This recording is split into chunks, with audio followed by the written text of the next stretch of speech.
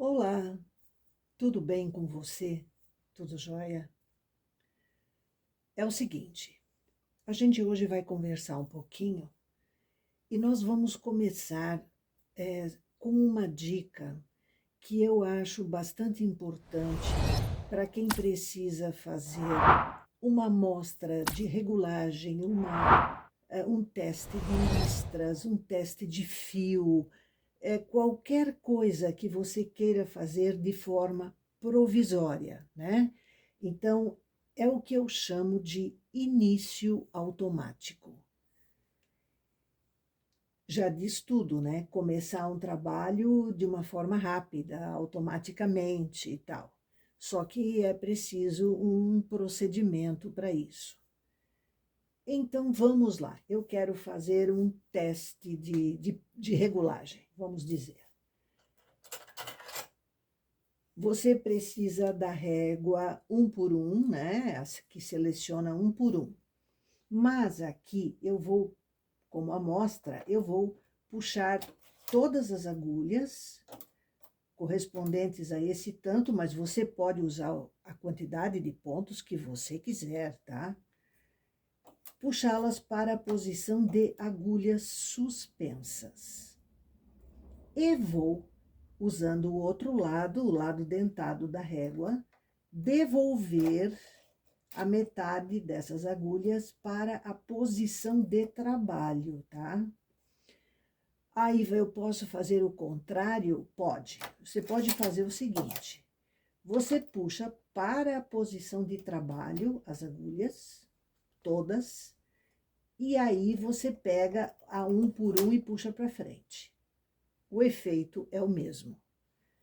Desde que você tenha a metade aqui na frente, na posição de suspensa, e a outra metade na posição de trabalho, beleza? Atente que, considerando que nós temos essas agulhas aqui na posição de suspensas, você deveria desligar a chamada automática, mas não, ela precisa ficar na posição normal, precisa ficar na posição N, ou seja, chamada automática ligada. Tá? Eu quero sim que essas agulhas trabalhem a hora que eu começar a tecer. Pegamos o fio, regulagem normal do ponto que você quer usar, né? Coloco o fio no alimentador, pego esta ponta de fio aqui, puxo um pouquinho e coloco ela por cima das agulhas que estão aqui em posição de suspensas, tá? Agora, para que esse fio permaneça esticadinho como ele tá aqui, eu vou acionar as escovas do tramado. Acionar é levantar para a escova descer. Porque se você observar, ó, aqui tá abaixado, mas a escova tá para cima. Na hora que eu ligo aqui, a escova desce e ela vem nessa posição aqui em cima desse fio, entendeu? Então o fio não escapa dali, não dá erro, né? Então você tem sim que acionar as duas escovas de tramado.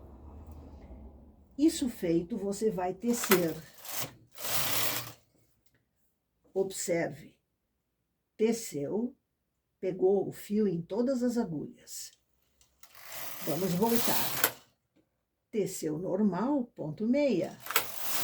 Olha que espetáculo. Eu vou tecer 8, 10 carreiras, né, de início.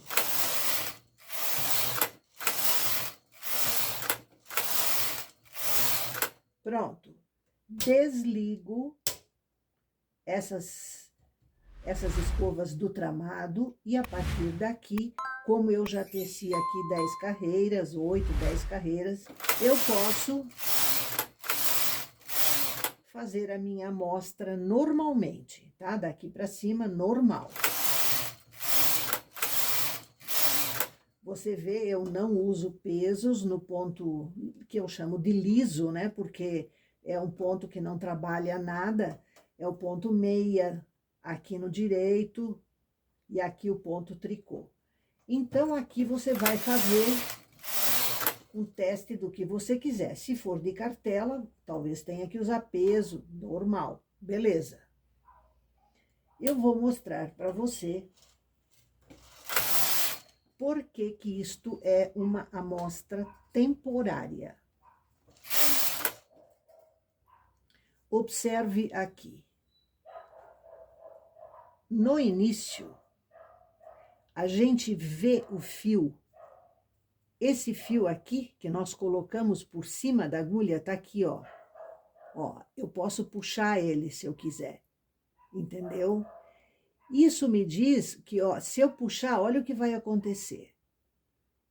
Ele franze, entendeu?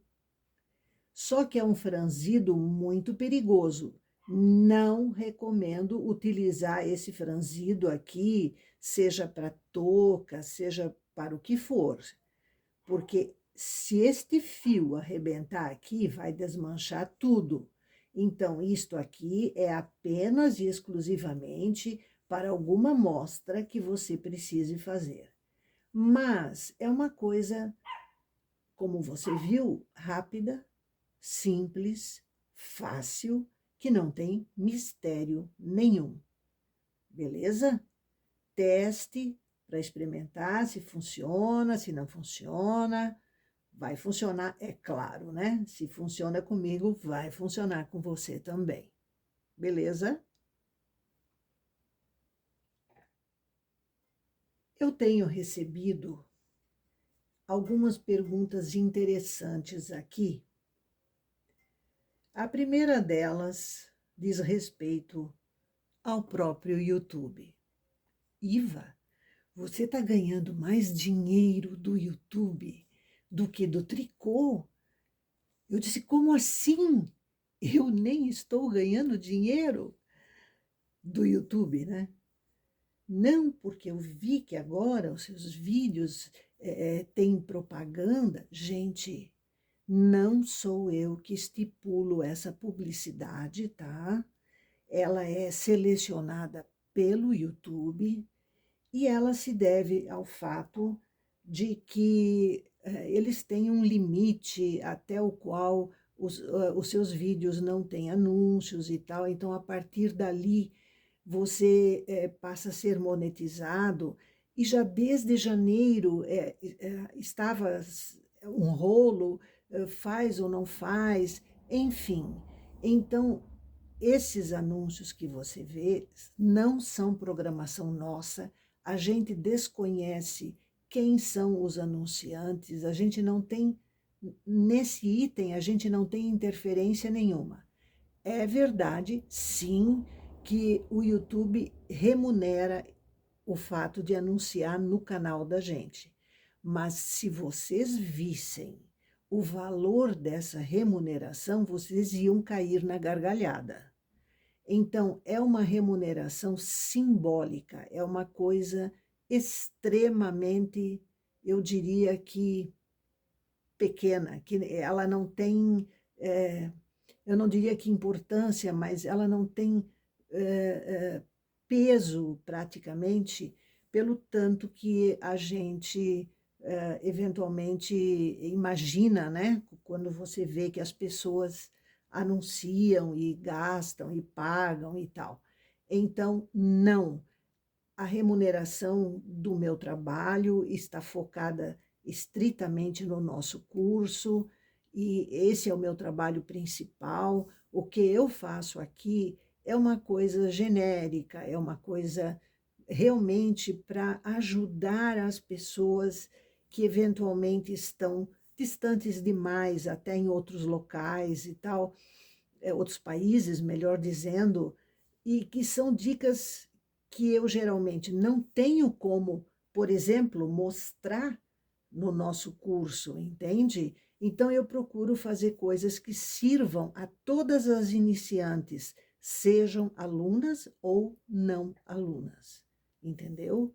Então, essa é a ideia. Não estou pensando em remuneração, não estou pensando nesse aspecto, tá? que fique bem claro isso para quem perguntou, para quem pensou, né, em perguntar. Vamos falar de uma coisa chamada trocador de cores.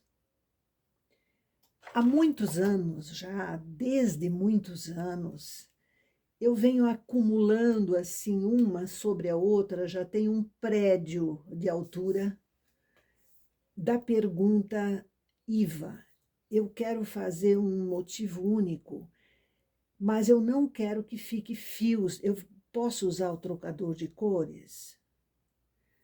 Gente, a resposta é uma só: não. Não pode, não deve. Por quê? Porque o trocador de cores, ele produz, ele exige, ele utiliza um outro tipo de malha. Então, você começa uma blusinha de criança, linda, maravilhosa, na máquina, né? Ou faz a barra, depois tece na máquina. Quando chega na altura do motivo único, você vai mudar a malha. Não é assim usar o trocador de cores para fazer um motivo único e fica lindo, maravilhoso, tudo lisinho, tudo igual. Não é assim. O trocador de cores, ele é um equipamento que só faz aquilo que diz. Ele troca o fio. Por exemplo, você vai fazer um listrado. Você tem aqui um fio vermelho e vai fazer 2 listrinhas pretas. Você tira o vermelho e bota o fio preto, correto? Pois o trocador de cores faz exatamente isso. Ele tira um fio e bota outro. Só. Ponto. Mas todo mundo tem a ideia que o trocador de cores é uma varinha de condão, é um mágico que você utiliza, pronto, não fica mais fio no avesso. Só se você tecer máquina e frontura juntas. É uma outra malha, é uma outra conversa. Não é uma coisa que você pode utilizar só num pedacinho da blusa. Gente, não é assim. Existe o trocador de cores só da máquina, mas ele também não faz isso que você pensa. Entendeu? Então, assim, ó, o trocador de cores é um equipamento que ele necessita da frontura. Estamos falando do trocador de cores da frontura, que esse existe, se compra, etc. Como eu disse, existe o trocador de cores da máquina, mas foi um equipamento que ele acabou desaparecendo do mercado porque sua utilização era ruim. Ele precisa que você retire a frontura para poder ser usado, porque ele se adapta na máquina no mesmo parafuso ou local aonde a frontura é presa. Então, as duas coisas juntas não dava para usar. E por isso ele foi um equipamento descontinuado, poucas pessoas têm, eu tenho inclusive, e para ser bem sincera, usei uma vez como teste. Quando eu vi que eu tinha que retirar a frontura, eu desisti dele, porque não é possível. Você vai retirar uma frontura, pode acontecer um acidente, ela pode cair, você pode ter um prejuízo enorme com isso. Para fazer uma blusinha listrada, então eu troco o fio manualmente, é muito mais rápido, muito mais seguro, muito mais tudo, né? E o trocador de cores da frontura, que se popularizou mais, porque ele faz o jacquard, que eu chamo de jacquard dupla face, justamente para que a pessoa tenha a ideia de que a malha é dupla, então tem 2 lados. O lado do desenho, que é a máquina que faz, eu já disse que a frontura não utiliza cartelas. Então, o desenho que é feito por cartela é a máquina que faz. A frontura vai fazer só listrado. Por quê? Porque cada vez que tu troca a cor do trocador de cores, a frontura vai de carona, ela vai usar o mesmo fio. Então, vai ficar aqui listradinho e aqui o desenho. Então, gente, não tem jeito de fazer com o trocador de cores da frontura que não seja com o auxílio da frontura. Então, a ideia de que você possa fazer um desenho localizado, um motivo único ou uma barrinha que seja sem deixar o fio no avesso, usando o trocador e o resto da roupa não, é uma ideia extremamente ruim, é uma ideia errada, entendeu? A malha vai ter outro comportamento, a regulagem vai ser outra, é tudo diferente. Ou você faz a peça toda usando a frontura, ou você faz a peça toda usando só a máquina, o jacardo, coisa assim. Ai, mas eu não queria os fios no avesso. A condição técnica do jacquard é essa. O que a gente vai fazer? Criar um equipamento especialmente para esconder ali aonde você quer. Isso não existe. Não nessas máquinas. Existem outras, nas eletrônicas, semi-industriais, industriais, aquelas máquinas que fazem o que a gente chama de tricô mágico. Lembra? Tem um vídeo aqui no canal sobre elas, digamos. Então, entenda que o uso do trocador de cores não é para tricô restrito, motivo único, essas coisas, entendeu? Eu, inclusive, acho que o trocador de cores é um equipamento para quem usa essa máquina de forma motorizada, para quem faz um tricô em metro, não para quem faz um tricô, digamos que eu chamo de doméstico, né? Mas é um tricô onde você, que não tem máquina industrial, que não tem outros tipos, né, de ajuda, de equipamento, você faz o decote, você faz o ombro, você faz a inclinação, você faz tudo na modelagem. Então, o seu tricô, para fazer com o trocador, você teria que ser uma expert no decote, usando o trocador. Imagine, tem gente que não sabe fazer decote usando cartela. Como é que vai fazer um decote usando o trocador de cores? Então, existe digamos assim, ó, a vontade de vender trocador de cores foi maior do que a orientação que era dada sobre ele. Eu tenho o trocador, posso mostrar ele aqui para você, mas eu não gosto dele. A única coisa que eu uso dele é o tensor, que é excelente, tem lugar para 4 fios. Por quê? Porque o trocador tem lugar para 4 fios aqui nele. Eu vou mostrar para você. Este é o trocador de cores da frontura.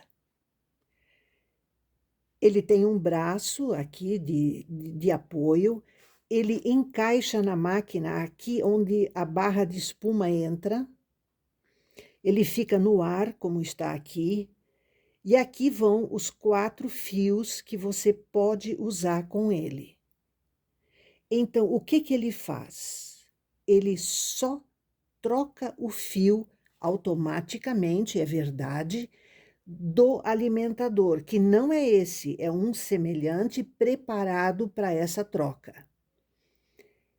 Essa troca de fio eu posso fazer manualmente também, se eu quiser. Aliás, quando eu quero usar uma coisa pequena de jacquard dupla face, eu troco manualmente, nem me dou o trabalho de instalar essa peça, de usar outro basculante, de aquela bagunça toda. Agora, se você tem motor na sua máquina, que você faz em metro, como muita gente tem, maravilha. Funciona? Funciona. Beleza. Agora, para uso de tricoteiras digamos, iniciantes, ou tricoteiras que fazem um tricô normal como uma fonte adicional de renda, não como uma coisa industrial, digamos assim, nessa máquina, aí eu já acho complicado, entendeu? Então, você vai escolher a cor aqui cada vez, você tem que escolher, dependendo da cartela,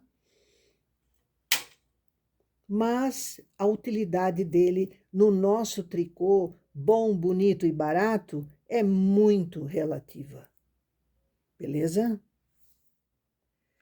Quando a gente fala de tricô comercial, algumas pessoas confundem com tricô industrial ou semi-industrial, e não é isso.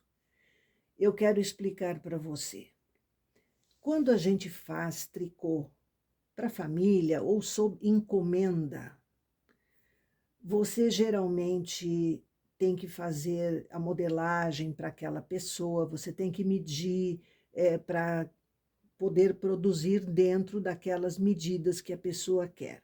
Então, você tem um trabalho que vem desde o momento da encomenda, né? Você vai medir, você vai calcular, você vai se preparar em termos de fio para aquela quantidade.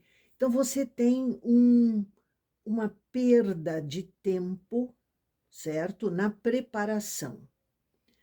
Quando você produz comercialmente, você tem um projeto, que eu chamo de projeto, é a receita pronta, certo? A ideia de enfeite você já tem, e você pode produzir aquela roupa. Digamos, eu tenho aqui um tamanho M na minha frente, o projeto pronto, um listrado a cada 30 carreiras, assim, assim, assim. Eu faço uma peça nessa cor, tamanho estabelecido, P, M, G ou GG, eu faço 10 peças, trocando as cores, variando a combinação, posso até variar a gola, faço uma gola alta, faço um decote normal, faço um decote V, mas em tese o projeto é aquele, o tamanho é aquele. Então eu estou ganhando tempo, eu posso fazer 3, 4, 5 peças a partir de um projeto e não preciso ficar calculando cada uma. No mínimo, eu faço uma blusa a mais do que a pessoa que tem que calcular cada roupa que ela vai produzir. Esta é a diferença. O tricô comercial é um tricô que aproveita o teu tempo, enquanto que o tricô por encomenda, ele gasta o teu tempo. Essa é a diferença. Não quer dizer que você tem que produzir, tricô comercial, tem que botar motor, tem que produzir não sei o quê. Não é isso. É você agilizar a tua produção. Então, por exemplo, eu vou fazer estoque, porque o estoque é uma coisa comercial. Qual é a loja que trabalha sem estoque?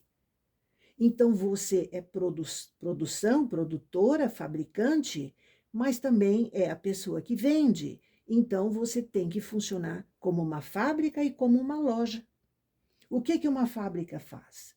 Ela bota em produção, sei lá, um tamanho e faz 3, 4, 5, 6, 7 peças daquele tamanho. Depois ela muda o padrão para fazer o tamanho P, digamos. Faz 3, 4, 5, 6, 7 daquele tamanho. A modelagem já está ali, os moldes já está tudo ali. Ela ganha tempo.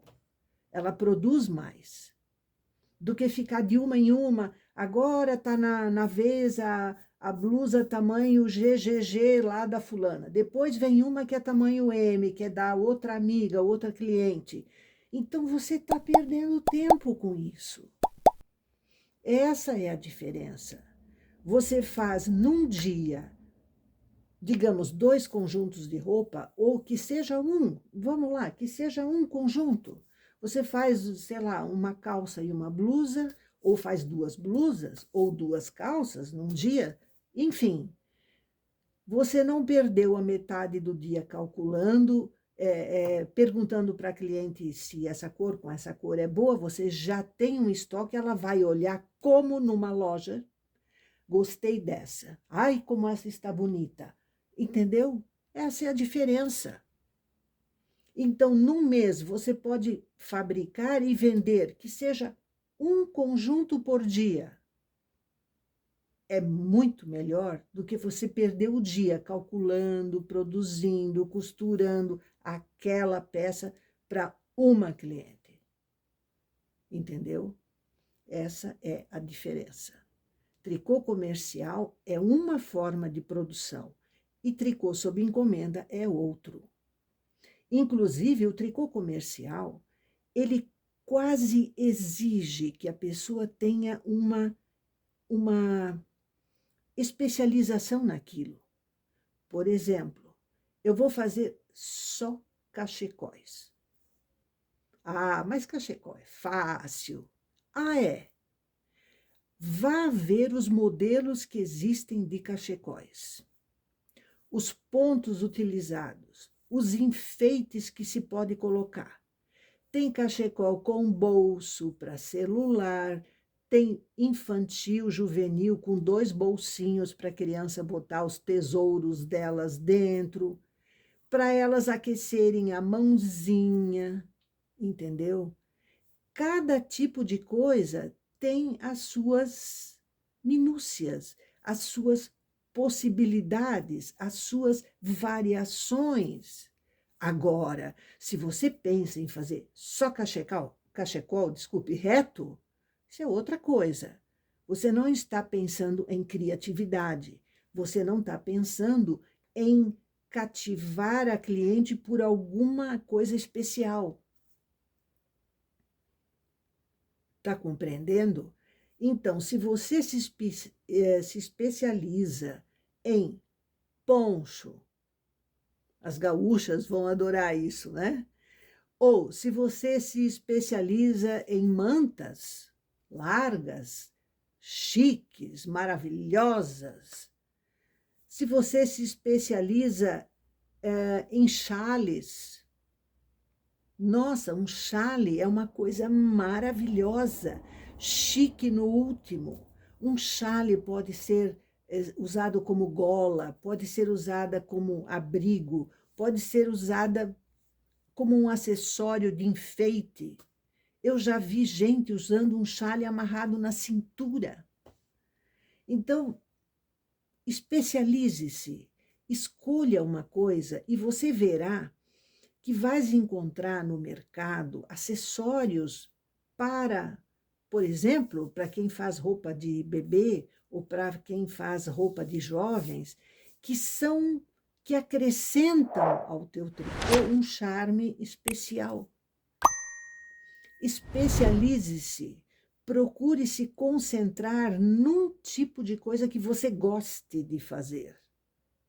Porque você vai produzir melhor com muito mais felicidade, com muito mais facilidade. Agora, quem fica, não porque eu tenho uma roupa de bebê para a vizinha, porque eu tenho um batizado não sei de quem, porque eu tenho um conjunto para minha sogra, porque eu tenho para outra vizinha que é XXXG, ela quer uma roupa sob encomenda, porque não encontra no comércio, você vai trabalhar que nem uma louca e não vai ter o mesmo resultado de quem trabalha como é que eu vou te dizer, comercialmente mesmo.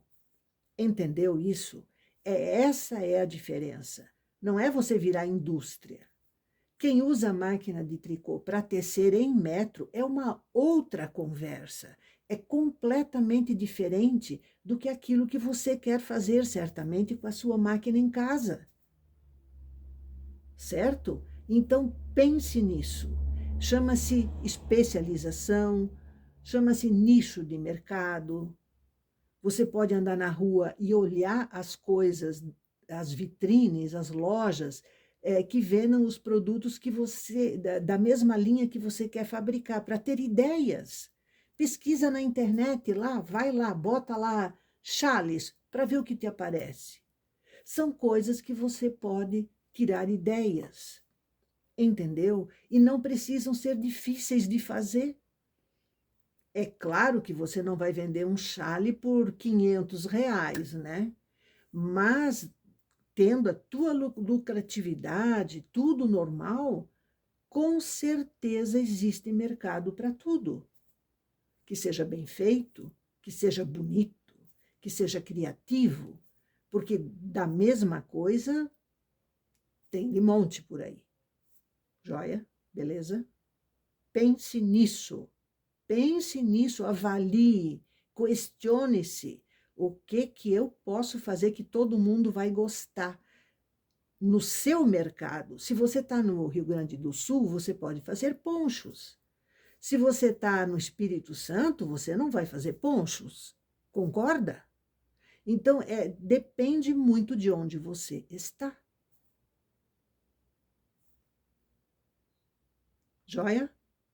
Pense nisso.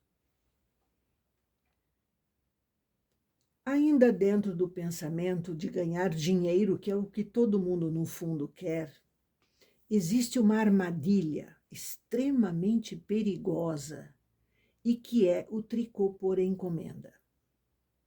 Eu comentei antes sobre isso. Não caia nessa armadilha.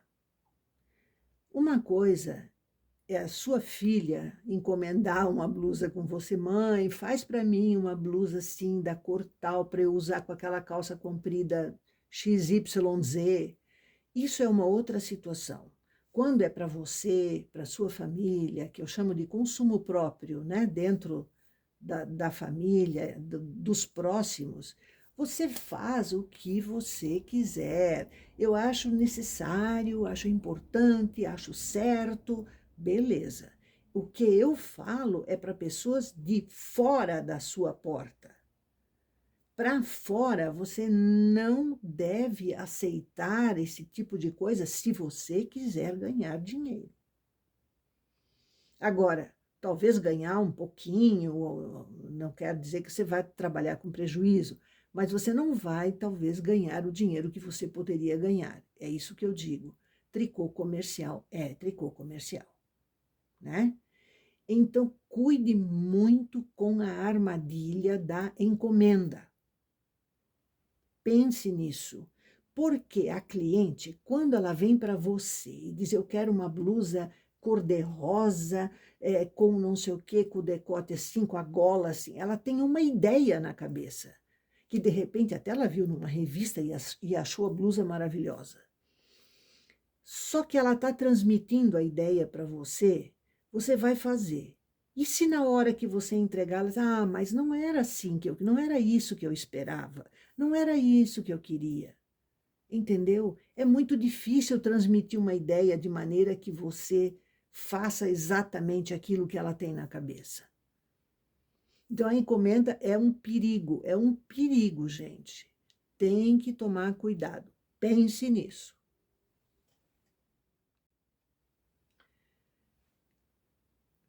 Esta semana, nós tivemos, na verdade, ontem, uma situação muito triste que nos abalou profundamente aqui e que é uma perda irreparável para as tricoteiras da região aqui de Santa Catarina, onde nós estamos. Nós perdemos uma pessoa muito amada no tricô, que é o técnico senhor José Domingos, que era o meu, inclusive, técnico das minhas máquinas. E eu acho que todo mundo do estado já está sabendo, porque a notícia se espalhou rapidamente. E para nós foi uma perda bastante dolorida, porque ele era muito próximo, a gente tinha um relacionamento excelente com ele, uma pessoa extremamente amigável, altamente técnico, eficientíssimo. Foi uma perda irreparável. A gente lamenta muitíssimo isso. Então, essa semana a gente está assim meio em choque, porque essa notícia nos pegou assim, né? Infelizmente. Um abraço para você e até a próxima.